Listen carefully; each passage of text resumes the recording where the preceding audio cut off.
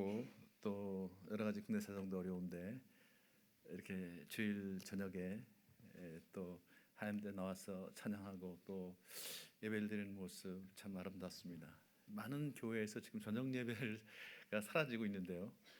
그래도 이렇게 은강교회에서 저녁 예배를 드려서 얼마나 제가 좋은지 모르겠습니다. 많은 교회를 제가 다니고 있는데 거의 이제 저녁 예배는 다 찾아볼 수가 없더라고요. 또 한편으로는 또 아쉬운 감도 있어요.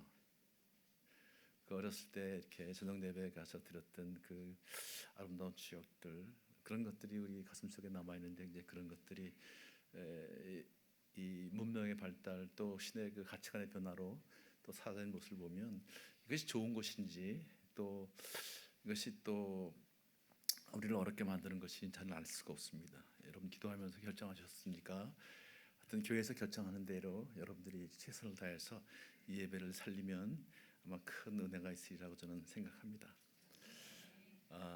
오늘 이제 아버지가 살아 가정이 산다는 주제를 가지고 잠깐 여러분과 말씀을 나눌 텐데요. 여러분 따뜻한 가정을 원하십니까? 좀 썰렁한 가정을 원하십니까? 따뜻한 가정이죠, 그죠? 집에 가면 좀 분위기가 좀 따뜻해야 되는데 경직되면 사실 불편하잖아요. 아이들도 그렇죠. 집안 분위기가 따뜻하면 집에 가고 싶죠. 그런데 집안 분위기가 냉랭하면 집에 가고 싶을까요? 그런 아이들이 거리를 방황하게 되어 있습니다. 집에 가고 싶지 않은 거예요. 남편도 마찬가지죠. 아내도 마찬가지죠. 근데 누가 따뜻해야 될까요? 집에서 엄마가 따뜻해야죠. 엄마가 따뜻해야 돼요. 그래서 엄마가 행복해야 사실은 가정이 행복한 거예요, 여러분요. 그런데 엄마를 행복하게 만드는 사람이 누구예요? 아버지거든요. 아버지의 한마디, 남편의 한마디에 아내의 가슴이 따뜻해지는 거예요. 아버지가 한번 눈을 부릅뜨면 아내의 가슴이 냉랭해지는 거예요. 우리 가정의 최고 경영자는 사실 아내입니다. 그러나 아내의 마음을 따뜻하게 만들고 부드럽게 만들고 냉랭하게 만들고 싸늘하게 만드는 존재가 바로 아버지라는 존재입니다. 그래서 아버지가 살아야 가정이 사는 거예요. 아버지가 웃어야 어머니가 웃잖아요. 어머니가 웃어야 자녀들이 웃죠. 자녀들이 웃어야 또 강아지도 웃고요. 아버지가 승질내면 어머니가 짜증이 나요. 그 짜증이 누구한테 가요? 애들한테 가게 돼 있죠. 애들한테 가면 애들은 누구한테 짜증을 부려요? 강아지한테 또 짜증을 부리게 돼 있어요. 결국은 아버지가 변해야 가정이 편하더라고요. 아버지가 변해야. 저는 이제 아버지 학교를 한 지가 20년이 넘었는데요. 영상으로 봤으니까 많은 사람들이 저한테 이렇게 물어요. 왜 가정이 무너지냐는 거예요. 그렇게 연애할 때 정말 열렬히 사랑해서 결혼을 했는데 행복해지려고 결혼했는데 저부터도 그렇거든요. 제 아내가 여기 와 있지만 저도 사실은 대학원에 가서 공부를 하고 대학 교수가 되는 게 꿈이었는데 그 꿈을 내려놓고 제 아내를 택했거든요. 그만큼 제가 제 아내를 사랑했어요. 굉장히 로맨티스트였죠. 사실은 가난해서 그랬어요. 병행할 수가 없었거든요. 제 아내를 택했어요. 그런데 행복할 줄 알았어요. 그런데 죽을 고생을 했거든요. 이혼 직전까지 갔다 오는 그런 어려움을 겪었어요. 왜 그랬을까? 무엇이 문제였을까? 저로부터는 많은 사람들이 그런 고통을 겪고 있습니다. 왜 그랬을까요? 이유가 뭘까요? 제가 보니까요, 이유가 4가지가 있더라고요. 크게요. 첫 번째 이유는 뭐냐면 서로의 욕구의 차이를 이해하지 못해요. 저 사람이 뭘 원하는지 그걸 서로가 모르고 있는 거예요. 지금 우리 남편은 어깨를 지금 이렇게 긁어달라고 그러는데 자꾸만 등다리를 긁고 있는 거예요. 그러니까 짜증이 나요. 근데 등을 긁어주는 사람은 어떻게 생각해요? 내가 지금 열심히 긁고 있는데 왜 이 인간이 성질을 내고 있는 거야? 이런 일이 벌어지는 거예요. 서로 욕구를 잘 몰라요. 또 두 번째는 뭐냐면 소통하는 법을 알지 못해요. 소통이 안 돼요. 우리 한국 사회 문제는 지금 뭐예요? 소통의 문제 아닌가요? 불통의 시대, 불통을 넘어서 꼴통의 시대. 이게 지금 한국 사회의 큰 문제입니다. 세대와 세대 간에도 지금 소통이 안 되고 있어요. 기독교와 기독교 간에도 소통이 안 되고 있어요. 종교 간에도 소통이 안 되고 있어요. 지금 소통의 문제가 그만큼 심각해요. 이 소통을 무너뜨리는 세력이 있어요. 누구예요? 사탄입니다. 사실요. 이 사탄은 항상 이 소통의 체계를 무너뜨리는 거예요. 창세기가 그 얘기예요. 언어의 세계를 흐트리는 얘기는 무슨 얘기냐면 소통을 무너뜨리는 거예요. 분열을 시키는 거예요. 단절을 시키는 거예요. 세 번째는 이 가정을 무너뜨리는 사탄의 계략이 있다는 거예요. 여러분, 영적 전쟁이 가장 심한 곳이 어디예요? 가정이에요. 그 다음에 심한 곳이 어디예요? 바로 교회입니다. 가정과 교회는 하나님께서 만들어주신 딱 두 개의 공동체, 생명나무 공동체예요. 사랑과 생명의 소중함을 일깨워주는 공동체. 무조건적인 사랑, 생명의 소중함.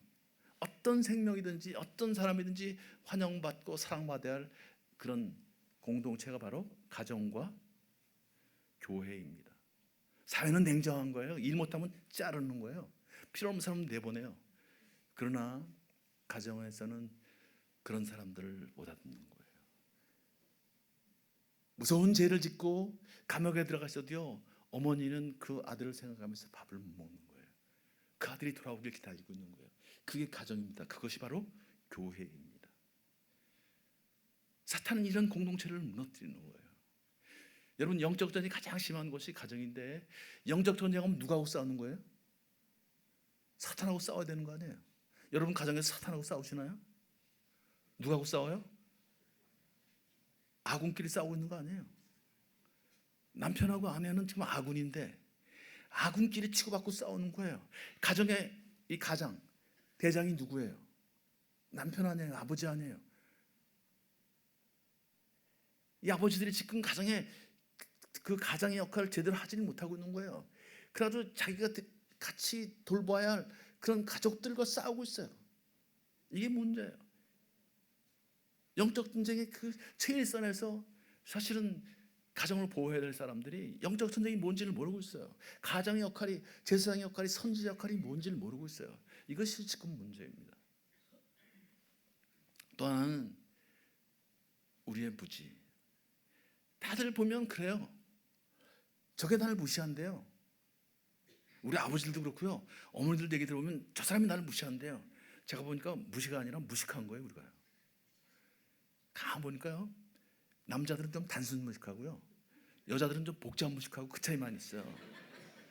이 단순 무식한 남편하고 복잡 무식한 아내하고 둘이 만나서 아주 단순하고 유치한 주제 같고요, 아주 복잡하고 비열하고 치열하고 악랄하게 싸우는 게 여기 부부싸움이에요. 거기다 사탄이 갖다 기름을 끼얹어요. 저 인간이 너를 지금 무시하고 있으니까 용서하지 마라. 한번 받아라. 계속 그러고 싸우는 거예요, 지금요. 얼마나 지금 사탄이 기분이 좋겠어요. 밀가부시 까불리고 있으니까.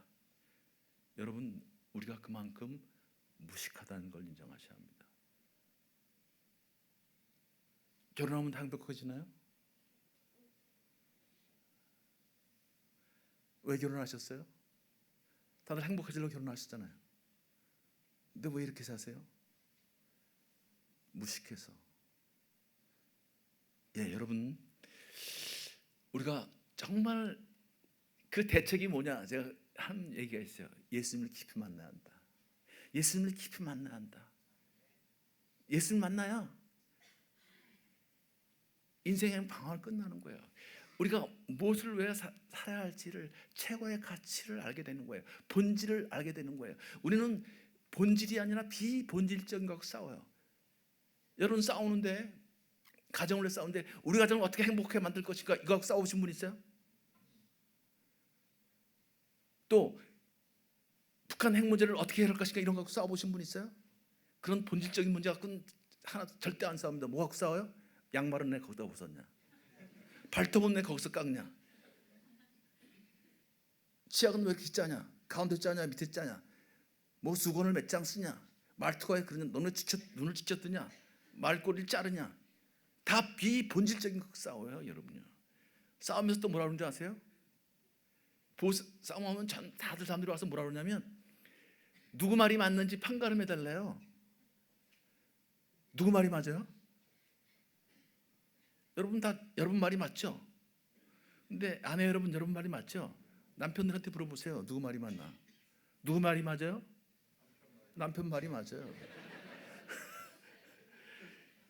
집에 일찍 들어가는 가정을 생각하면 집에 일찍 들어가는 아내 말 맞죠? 아니 내가 나가서 일을 해야 될 거 아니야. 회사를 더 발전시켜야만 더 우리가 수입이 좋고 또 그래야 우리가 행복하게 살 수 있잖아. 더 열심히 일해야 되는 거 아니야. 더 많은 사람 만나고 가끔 가다가 또 술 한 잔씩 먹고. 젊었을 때 한 얘기거든요. 누구 말이 맞아요? 다 맞잖아요. 서로가 맞기 때문에 길을 쓰고 싸우는 거예요. 내가 맞기 때문에. 근데 왜 싸울까? 맞는 얘기를 가지고 왜 그렇게 치열하게 싸울까? 이런 것들을 우리는 배워본 적이 없어요. 여러분 정말 본질이 무엇인 줄 알아야 합니다. 예수님을 깊이 만나야만 우리는 내 인생의 본질이, 우리 가정의 본질이, 교회의 본질이 뭔지를 알아요. 여러분 집에 살면서 가정이 뭔지를 모르는 사람들이 많아요. 교회 다니면서도 교회의 본질이 뭔지를 모르는 사람들이 많아요. 그래서 가정이 무너지는 거예요. 그래서 교회가 흔들리는 거예요. 예수님을 깊이 만나야 우리가 가정의 본질이 뭔지 알 수 있어요. 내 인생의 본질이 뭔지 알 수 있어요. 교회의 본질이 뭔지 알 수 있어요. 그래야 여러분 교회가 평안하는 거예요. 가정이 평안한 거예요. 예수님을 깊이 만날 이유가 여기 있어요. 우리는 다 죄인이기 때문에. 죄인의 특징이 뭐예요? 죄성으로 가득 차 있거든요. 여러분 우리가 죄를 져서 죄인이 아니라 죄성이 있기 때문에 끊임없이 죄를 짓는 거예요. 죄성은 뭐예요? 이기적이거든요. 내가 하면 로맨스라는 거예요. 내가 맞다는 거예요. 내가 하면 로맨스고 남이 하면 불륜이라는 거예요. 이걸 예수님이 깊이 만나서 이 죄성의 문제를 우리가 해야 되는 거예요. 우리가 성경을 묵상할 이유가 여기 있어요. 예수님을 깊이 만나야 한다는 것. 또 하나의 대책은 뭐냐면 배워야 한다는 것. 여러분 배운 만큼 살아나게 돼 있어요. 배우질 않아요. 여러분 아버지 노릇하면서 아버지가 역할이 뭔지 배워본 적 있어요? 없잖아요. 우리 결혼하신 분도 어머니들도 어머니가 뭔지 배우셨어요? 어머니가 하는 거 보고 그냥 하고 있는 거 아니에요? 아내가 뭘 하는지 배우셨어요? 안 배웠잖아요. 그냥 어머니가 하는 거 보고 그냥 따라서 하는 거 아니에요? 지금 이런 것들이 문제라는 거예요. 배우질 않아요. 가장 가정이 소중한 공동체라고 하면서도 아버지 역할이 뭔지를 배우지 않는다는 거예요. 어머니 역할이 뭔지 배우지 않는다는 거예요. 아이들도 배워야 돼요. 자녀로서 역할이 무엇인지를 배워야 되는 거예요. 가정 공동체를 어떻게 만들어가는지 걔들도 알아야 되는 거예요. 근데 이런 중요한 일들이 하나도 이루어지지 않고 있어요. 이런 중요한 교육이 하나도 이루어지지 않고 있어요. 여러분 배운 만큼 살게 되었습니다. 호세아서에 그런 얘기 있죠. 내 백성이 지식이 없어 망하는도다.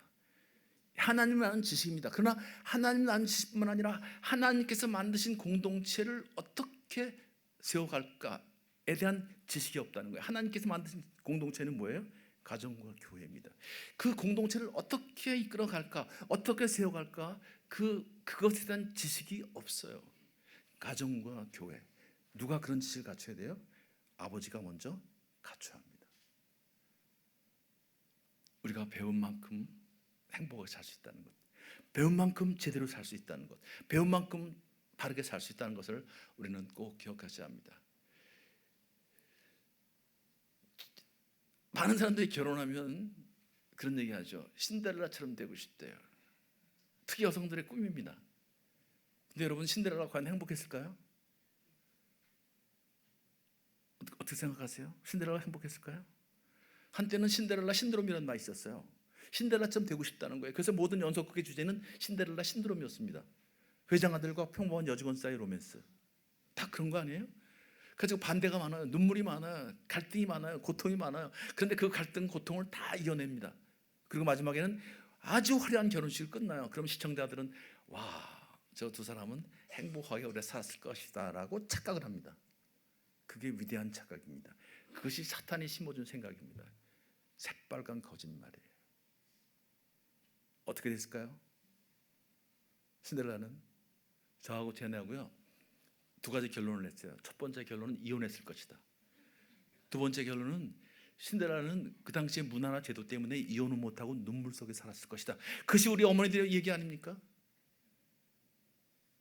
그 당시 문화나 제도 때문에, 관습 때문에 이혼을 못하고 눈물로 산 거예요.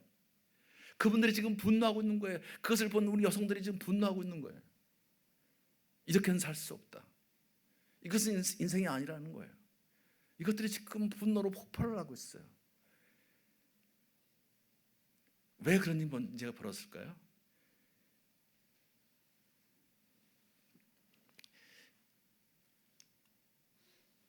저게 새빨간 거짓말은 사실 꼭 기억하십시오. 두 사람은 결혼 행복하고 살았다는 얘기. 부부는 이런 유형밖에 없대요. 갈등을 억누르고 사는 부부, 갈등을 회피하면서 사는 부부, 갈등을 극복하면서 사는 부부. 공통점은 뭐예요? 갈등이 반드시 온다. 갈등이 반드시 있다. 어제도 저하고 제 아내하고 결혼 예배학교라는 것을 이제 강의를 했는데, 결혼 전에 커플들한테 이제 결혼이 무엇인지를 가르치는 거였어요. 그때 제가 한 얘기 했어요. 제 아내하고요. 여러분 혼수를 준비하는데 여러분에게 가장 확실한 혼수를 제가 여러분한테 하나 소개하겠다. 평생을 갖고 다녀야 할 혼수, 평생 갖고야 할 혼수, 뭘까요? 갈등이라는 혼수다. 그 갈등을 어떻게 다루느냐가 여러분 결혼의 생활의 질을 결정짓는다. 갈등이 오면 피하지 말라는 거예요. 갈등이 오면 회피하지 말라는 거예요. 많은 사람들이 그렇게 생각해요. 남자들은요, 내 아내가 결혼했어도 변하지 않았으면 좋겠다, 그런 꿈을 갖고 있어요. 헛된 꿈을 갖고 있어요. 아내들은요, 우리 남편이 결혼하면 변하겠지, 그런 헛된 꿈을 갖고 있어요. 그런데 놀라운 사실은요, 아내는 변하고 남편은 안 변한대요. 왜 그럴까요? 왜 그럴까요? 예, 갈등을 처리하는 방법을 모르기 때문입니다. 남편이 안 변하는 이유는 뭐예요? 갈등이 오면 화를 내거나 피해버리거든요. 직면할 줄을 모르거든요. 갈등을 어떻게 다룰 줄을 모르거든요. 그래서 안 변하는 거예요. 근데 여성들은 그래서 분노하는 거예요. 그래서 변하는 거예요. 좋게 변해요? 좋게 변하지 않는다는 데 문제가 있어요. 갈등에 이걸 어떻게, 이 스트레스를 어떻게 다룰 줄을 모르는 거예요. 이거를 배우셔야 되는 거예요. 이걸 배워야 되는 거예요. 근데 사람들이 뭐라고 생각하냐면, 갈등이 오면 다들 뭐라고 하냐면 성격이 안 맞서 못 살겠대요. 그래가지고 톱달래서 누구 파견 그러면 뒤에 한 줄 더 나와요. 돌이키는 성격 차이로. 여러분, 성격 차이 때문에 못 사는 거 맞아요? 저거 새빨간 거짓말이에요. 저게 사탄이 심어준 생각이에요. 결혼을 합리화시키려고요. 자, 제가 거짓말이라는 사실을 금방 여러분한테 증명해 드릴까요? 자, 한 번만 반응해 주세요. 자, 연애 결혼하시는 분 한번 손 들어 보세요. 연애 결혼하신 분들요. 자, 감사합니다. 연애할 때 성격이 같았어요, 달랐어요? 기억이 안 나죠? 기억이 안 나죠? 솔직히 기억이 안 나죠? 예, 달랐죠? 지금은 같아요? 다르죠? 예, 지금 다르면 그때 달라요. 지금은 다 다르죠?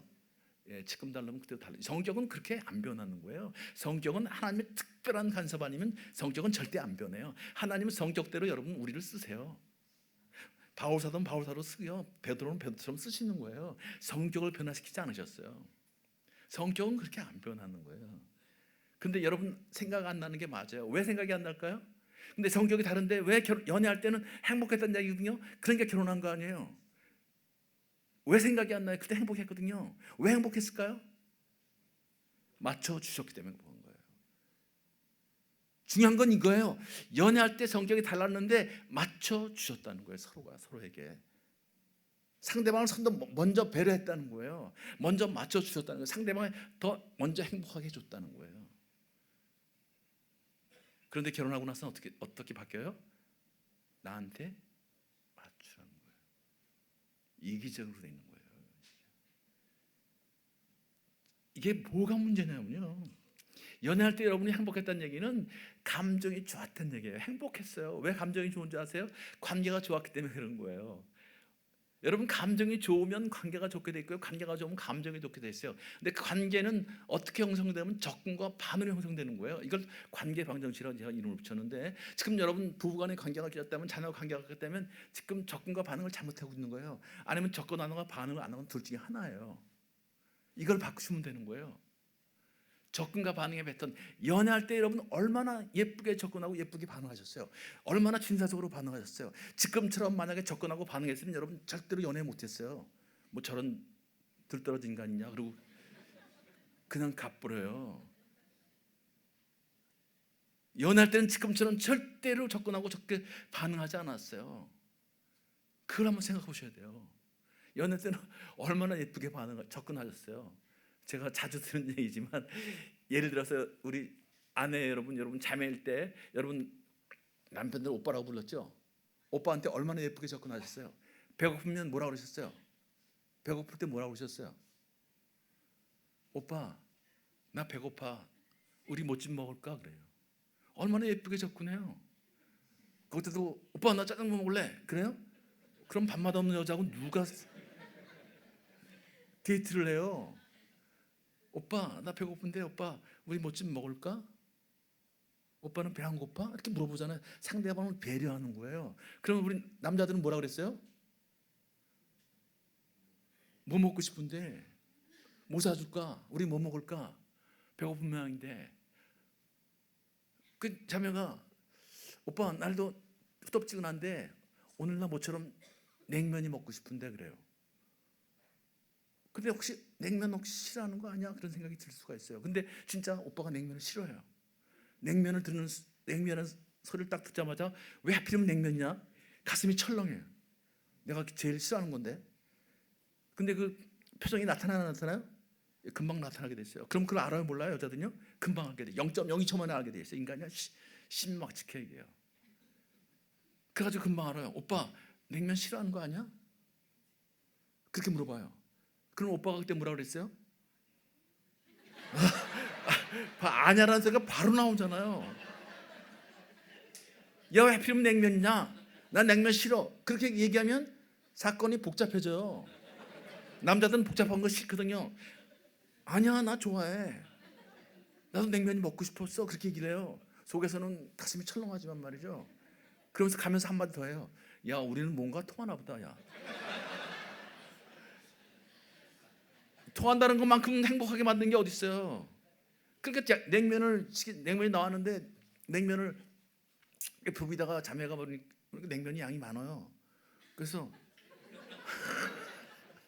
자기야, 나는 냉면 양이 많으니까 응? 자기 냉면 좋아한다 그렇지. 이거 반만 먹어줄래? 그리고 반을 덜어서 딱 앞에 딱 덜어주는 거예요. 가슴이 철렁한 거예요. 자, 그럼 뭐라 그래요? 고마워. 분명히 고마워 그랬을 거예요. 그죠? 그때 남편이요. 거기다 대고 말이죠. 야, 날 주면 어떡하냐? 내가 돼지냐? 내가 먹고 싶어서 먹냐? 내가 다 먹어. 그런 사건이 심각해지거든요. 고마워 그러는 거예요. 고마워. 그러니까 그 냉면 더 먹는다고 죽어요? 한 그릇 먹는다고? 고마워 그러는 거예요. 그게 본질이 아니거든요. 고마워 그래요. 그래서 먹으면서 또 뭐라 그래요? 나도 살이 하나 더 시킬까 그랬는데 어떻게 내 마음을 그렇게 주냐? 그래서 야, 네가 준 거는 더 맛있다 야 그래. 그러고 먹는 거예요, 여러분. 그러니까 감정이 좋을 수밖에 없는 거예요. 관계가 좋을 수밖에 없는 거예요. 그러니까 그런 상황에서는 어떤 유혹이 와도 누가 힘들게 만들 다 이겨나갈 수 있는 힘이 생기는 거예요. 이게 사랑이에요. 이게 사랑의 본질이에요. 이걸 잘하신 거예요. 근데 결혼하고 나서 어떤 일이 벌어져요? 결혼하고 나면 일상에 사소한 문제들이 생겨요. 아까 뭐 양말 문제 뭐 이런. 그러면서 감정을 툭툭 건드리는 거예요. 감정이 상하는 거예요. 그거 가지고 안 싸워요 처음에는요. 그런데 어느 날 아내가 그것도 모르고요, 남편이 감정이 상했는데 그것도 모르고요, 자기야 우리 오래간만에 냉면이나 먹을까 그래요. 그럼 남편이 뭐라 그래요? 니나가 그러는 거예요. 또 냉면이냐? 오빠 냉면 좋아한다 그랬잖아. 웃기는 소리 하고 있어. 내가. 뭐가 달라진 거예요?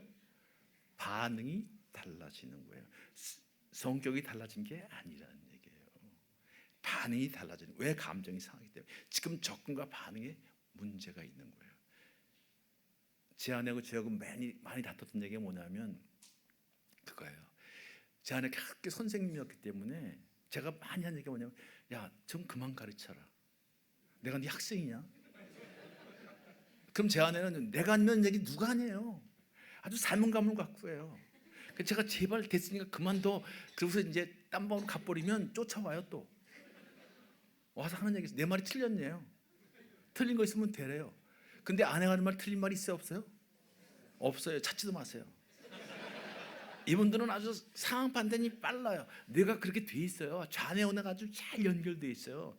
그래서 상황 판단이 아주 빠른 분들입니다. 그래서 제가 그랬어요. 그래, 네 말 맞아. 근데 뭐가 문제인지 알아? 네 말을 듣면 내가 기분이 나빠. 감정이 상하면 반응이 제대로 돼야 안 돼요?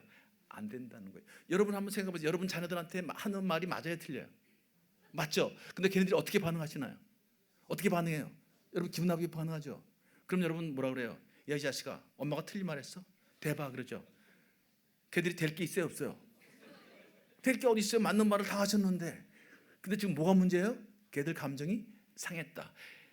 우리 아이 달라졌어요, 그러죠? 그 텔레비에 나오죠? 아이들이 달라져요, 안 달라져요? 달라지죠. 왜 달라졌어요? 부모가 달라지니까. 부모가 뭐가 달라졌어요? 접근과 반응의 패턴을 다 바꾸니까. 이게 핵심이에요. 근데 여러분 접근과 반응의 패턴을 누구한테 배우셨어요? 어디서 가르쳐 주셨어요? 학교에서 가르쳐 주셨나요? 교회에서 가르쳐 주셨나요? 어디서 가르쳐 주셨어요? 가정 아니에요. 여러분 아버지 아니에요. 감정 반응의 패턴. 아버지가 분노하던 사람들은 분노하는 거예요. 아버지가 부정적으로 나온 사람은 부정적으로 하는 거예요. 결국 하나님을 만나는데도 아버지를 통해서 만나게 돼 있어요. 무서운 하나님을 만나는 사람이 있어요. 멀리 떨어진 하나님을 만나는 사람이 있어요. 이 감정 반응의 패턴, 접근과 반응의 패턴이 학습되어진다는 거예요. 그래서 많은 아버지들이 와서 하는 얘기가 있어요. 나는 우리 아버지처럼 살기 싫었습니다. 그래서 인생이 안 달라지는 거예요. 여러분 이 문제를 해결하셔야 돼요. 우리 아이들이 또 우리가 접근하고 반응하는 패턴을 또 보고 있어요. 그 삶의 패턴이 안 달라지는 거예요. 이걸 배우셔야 돼요. 그래야 정말 우리가 하나님을 깊이 만날 수 있어요. 예수님을 깊이 만날 수 있어요. 우리 인생이 달라지는 거예요. 아버지 학교를 해야 할 이유가 여기 있어요. 어머니 학교를 해야 할 이유가 여러분 여기 있어요. 이 접근과 반응의 패턴을 바꾸셔야 돼요. 이제 아버지 학교에 가면 숙제를 내줘요. 아내한테 가서 아내를 안아주고 사랑한다고 고백해라. 그런 고백을. 그러면 여러분 아내한테 가서 여보 사랑해라고 안아주고 접근하면 아내들은 감정이 좋아야 돼요, 나빠야 돼요? 좋아야 되죠. 그럼 아내들이 뭐라고 반응해야 돼요? 여보 나도 당신을 사랑해. 그렇게 반응해야 되는데 그렇게 반응하는 사람들이 거의 없다는 데 문제가 있는 거예요. 그래서 아버지 학교 가면 숙제를 두어해요, 남자들이요. 이 숙제, 아버지 학교는 숙제가 너무 어렵대요. 그런 숙제밖에 없거든요, 사실은요. 근데 그걸 가서 아내를 안아주고 사랑한다고 고백하면 그걸 두려워하는 거예요. 아내 받기 때문에 쑥스럽고 하나는 또 아내가 어떻게 반응할지는 모르는 거예요. 대개 나와서 얘기를 들어보면 그렇게 아내들이 반응한대요. 여보 사랑해 하고 안아주면 꼿꼿이 서가지고 눈을 동그랗게 쳐다본대요. 그래서 뭐라고 하냐면 어디 아프냐? 사고 쳤냐? 돈 필요하냐? 그래요. 뭐예요? 감정의 교류가 전혀 없는 거예요. 감정의 교류가 전혀 없는 거예요. 그런 관계는 매우 위험한 관계. 조금만 비바람이 치면 흔들리는 거예요. 무너지는 거예요. 그것은요 모래밭에 지은 집이에요. 모래밭에 지은 가정이에요. 아무리 멋진 집이 있어도요 그 가정은 모래밭에 있어요. 비바람 치며 창원소가 나면 그냥 쓸려가게 돼 있어요. 많은 남자들이요, 이 땅의 남자들이 나이가 들면 외로워집니다. 고립되어 갑니다. 왜 고립되어 갈까요? 관계의 문제입니다. 관계의 문제. 감정의 정서적인 유대감의 기초를 둔 관계가 없기 때문에. 그래서 남자들이 외로워지는 거예요. 고립되어 가는 거예요. 여러분 마지막 인생을 아름답게 살고 싶습니까? 그렇다면 아버지 앞에 오셔야 합니다. 그래서 정말 인생의 가장 중요한 것이 무엇인가를 여러분들이 배우셔야 합니다.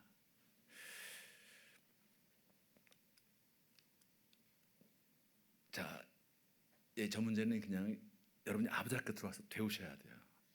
제 문제가 무슨 문제냐면 감정이 상하면요. 감정이 상하면 부정적 강환성이 계속 벌어진다는 거예요. 여러분 감정이 좋을 때는 남편이 밥을 맛있게 먹으면 기분이 좋아요, 나빠요? 좋죠. 더 먹어 그러는데 감정이 상하는데 남편이 밥을 맛있게 먹으면 기분이 좋아요, 나빠요? 저게 시충인가 저게. 꼴도 보기 싫은 거예요. 저희 감정은처럼 저희 감정이 밀가루씩 깔리고 있는 거예요. 또 관계는요, 여러분 접근과 반응이 자유자재롭잖아요. 여러분 사랑할 때는요, 연애할 때는 뭐 손톱이 까져도 그 얘기 다 하죠. 자기야 너 손톱 까졌어. 그러면 호흡 불어주고 말이죠. 또 집에 들어가면 전화해서 자기야 괜찮아 손톱? 난 자기가 아플까봐 잠이 안 온다 이런 헛소리하고 말이죠. 그냥 접근과 반응이 벌거벗으나 부끄러워하는 관계로 그냥 다 그렇게 되는 거예요. 근데 관계가 불화와 갈등이 심해지면요, 관계가 깨져가지고 상호 경직이 돼요. 접근과 반응을 안 해요. 우리 아내 여러분 요즘 관계가 나쁜데 남편한테 나 손톱 까졌어 그렇게 할 수 있어요 없어요? 그거 했다가는 박살나요. 전쟁 중에 약점을 보면 치명상을 받아요. 그러니까 그런 얘기를 안 하는 거예요. 말을 안 해요. 말을 안 해. 그러니까 외로워지는 거예요. 그러니까 외로운 거예요. 그 외로움을 피해서 결혼을 했는데 결혼하니까 더 외로워지는 거예요. 사랑하는 사람이 있는데 그 사람하고 딴 생각을 하고 있으니까 그 마음이 통하지 않으니까 더 외로워지는 거예요. 참 이게 참 이 땅의 문제. 사실은 간단히 여러분 와서 해결해 주셨어요. 하나님은 우리에게 자유의지를 주셨어요. 감동에 따라서 반응하지 않는 거예요. 상황에 따라서 반응하지 않는 거예요. 하나님이 주신 자유의지를 가지고 말씀의 기초로 해서 진리의 기초로 해서 반응하는 이런 훈련들을 하는 거예요. 아버지께 오셨어요. 엄나께 오셨어요. 누구든지 다 오셔야 합니다. 소통의 문제, 시대는 문제는 소통의 문제라고 했죠. 허준 선생님이 이런 얘기를 했어요. 통적 불통, 불통적통이다. 통하면 아프지 않고 통하지 않으면 아프다는 거예요. 여러분 지금 통해야 되는데 통하지 않고 있어요. 소통이 되면 안 아프게 돼 있어요. 소통이 안 되면 아프게 돼 있어요. 입 다물고 사는 거, 참고 사는 거 미덕이 아니에요. 불통이 되면 아파요. 불통이 되면 여러분만 아픈 게 아니라 온 가족이 아픈 거예요. 내가 아프면 누가 또 아파요? 상대방도 아프게 되어 있어요. 온 가족이 그게 생명나무 공동체의 특징이에요. 그게 교회의 특징이에요. 아프면 다 아프게 되어 있어요. 소통이 되어야 합니다. 소통하는 이 법을 와서 여러분이 배우셔야 합니다. 아버지 학교는 치유 회복. 어려운 가정들이 들어와서 치유 회복을 경험하는 거예요. 그렇죠? 많은 사람들이 회복이 됐어요. 33만 명이 수료했죠. 정말 많은 가정들이 치유 회복을 경험하고 있어요. 66개국에서요. 인종을 불문하고요. 문화를 불문하고 또 그런 문제만 있는 아버지가 오는 것이 아니라 더 행복하게 살기 위해서 이왕 한번 사는 건데 풍요롭게 사는 거예요. 크리스찬으로서 정말 가난하지만 돈은 없지만 풍요롭게 행복하게 살 수 있는 증진의 측면이 있다는 것. 또 하나는 예방의 측면. 언제 어떤 위기가 올지 몰라요. 여러분 파도가 치면요, 그 파도에 휩쓸려서 죽는 사람이 있지만 파도가 웬만한 파도에는 나가지도 않는 사람이 있어요. 높은 파도가 오는 때 그때 나가는 사람도 있어요. 누구예요? 서핑하는 사람들이죠. 왜 거기 나갈 수 있어요? 훈련을 받았기 때문에. 어떤 사람들은요, 위기가 오면 위기를 극복하면 더 성숙하고 더 성장하는 사람이 있어요. 그러면서 영적으로 정서로 더 성숙해서 그리스도의 장성한 분량으로 가는 사람이 있어요. 여러분 예방 주사를 맞아야 합니다. 우리 가정에는 문제가 없다? 그렇게 생각하지 마세요. 오세요. 언제 어떤 일이 벌어질지 몰라요. 또 하나는 전도와 선교의 가장 탁월한 프로입니다. 생활전도. 여러분 친구들을 모시고 오세요. 이것처럼 전도가 잘 되는 프로그램이 있어요. 남자들 이것처럼 전도가 잘 되는 프로그램이 있어요. 제주도 주민들은요, 원주민들은 거의 남자들은 이 전도가 안 된다고 그러거든요. 그런데 아버지 학교를 통해서 지금 아버지 학교 15년 만에 장로된 사람들이 많이 나오고 있어요. 참 놀라운 일들이 벌어지고 있어요. 전도와 선교의 새로운 패러다임이다. 또 하나는 아름다운 세상을 우리 가정만 행복하면 되나요? 다른 가정이 행복해야 되는 거예요. 아무리 우리가 애를 잘 키우면 뭐예요? 그 만나는 친구들이 그 아이를 우리 아이를 공격하면 우리 아이를 힘들게 만들면 어려워지는 거예요. 나는 문제 없어. 우리 가정은 문제 없어. 그렇게 생각하지 마시고 여러분 함께 아름다운 세상을 만들어서 우리 후손들에게 남겨주셔야 합니다. 여기 지금 유니폼을 입고 있는 분들은 다 나름대로 행복한 가정을 만들고 있어요. 그러나 왜 이렇게 시간을 들이고 물질을 들이고 재능을 들이고 있어요? 아름다운 세상을 만들기 위해서 우리 후손들에게 교회를 더 건강하게 만들기 위해서 그런 일을 하고 있다는 것이죠. 그래서 아버지 학교에는 아버지가 살아야 가정이 산다는 그런 주어가 있어요. 주제가 있어요. 가정이 살아 교회가 살고요. 교회가 살아 나라가 살고요. 주님 제가 아버지입니다는 그런 고백. 이게 정체성입니다. 주님 제가 아버지입니다. 하나님 만드신 생명나무 공동체에는 그런 고백이 있어요. 가정이라는 공동체는요, 이는 내 뼈 중에 뼈, 살 중에 살이라는 고백이 있었어요. 그 고백을 통해서 가정이라는 공동체가 세워졌어요. 교회는요, 주는 그리스도시요 살아계신 하나님의 아들이십니다는 그 신앙 고백을 통해서 세워진 거예요. 아버지 학교의 공동체는요, 주님 제가 아버지입니다. 내가 우리 가정의 아버지로서 하나님의 사랑과 공의를 우리 아내와 자녀들에게 경험시켰습니다. 주님을 따라가는 주님의 제자된 삶을 살아가겠습니다. 주님의 마음을 품고 우리 가정 공동체를 세우겠습니다. 그리고 교회를 섬기겠습니다. 그런 것이 주님 제가 아버지입니다 라는 고백 속에 있다는 것이죠. 왜 시대 아버지 학교가 필요할까요? 지금 많은 사람들은 이 수평선교에 대해서 신경 씁니다. 온 유다와 사마리아 땅까지 이르러 내 증이 되리라는, 예루살렘과 사마리아 땅까지 이르러 내 증이 되리라는 그 예수님 말씀에 의해서 수평 선교를 합니다. 수평 선교는 지역 선교죠. 교회를 통해서 지역을 넓혀가는 선교, 그것이 수평 선교입니다. 그런데 놀라운 사실은요, 이 수평 선교를 신경 썼던 나라들은 예 없이 교회 문을 닫아가고 있다는 사실입니다. 대한민국도 지금 교회 굉장히 많은 어려움들이 있죠. 세계 제2의 그 선교사를 많이 파송한 나라인데 왜 이런 일이 벌어졌을까? 수평 선교 이전에 뭐가 있어야 돼요? 수직 선교가 있어야 한다는 걸 우리가 꼭 기억하셔야 합니다. 수직 선교는 뭐예요? 가정 선교입니다. 아브라함의 하나님, 이삭의 하나님, 야곱의 하나님. 이 수직 선교의 축을 놓치면 수평 선교는 공중에 뜨게 되어 있습니다. 수직 선교의 축이 바로 되어 있어야 합니다. 무슬림이 무서운 건 뭐예요? 이 사람들은 수직 선교를 하나 붙들고 있었던 사람들이에요. 그런데 지금 이 사람들이 어떻게 뭘 신경 쓰고 있어요? 수평 선교를 지금 신경 쓰고 있어요. 그래서 무슬림이 지금 오고 있다는 그런 무서운 얘기가 들리고 있잖아요. 그런데 우리 기독교는 어떤 일을 했어요? 수직 선교는 전혀 신경을 쓰지 않았어요. 이것이 지금 기독교 약화의 가장 결정적인 이유입니다. 하나님은 정말 이 어려운 시대에 대한민국이라는 조그만 땅에 아버지 학교를 허락하셨어요. 왜요? 잃어버렸던 수지선교의 축을 회복시키라는 거예요. 아버지가 만난 하나님을 아들, 딸들에게, 할아버지가 만난 하나님을 손자, 손녀, 손자에게 전하라는 거예요. 어머니가 만난 하나님을 아들, 딸들, 며느리에게. 그래서 그렇게 루시 고백을 했듯이 어머니의 백성이 나의 백성이고 어머니의 하나님이 나의 하나님이시다는 고백이 나올 수 있도록 그런 일을 여러분과 저에게 부탁하셨어요. 여러분 이번 기회에 꼭 아버지 학교에 참여하십시오. 여러분 주위 있는 사람들을 좀 권면하십시오. 여러분 가정을 회복시킬 뿐만 아니라 또 여러분 교회를 세울 뿐 아니라 이 나라 민족의 새로운 그런 비전을 나갈 길을 제시하는 또 하나님 나라를 확장시키는 그런 일에 여러분은 함께 동참하게 될 것입니다. 기도하겠습니다. 하나님,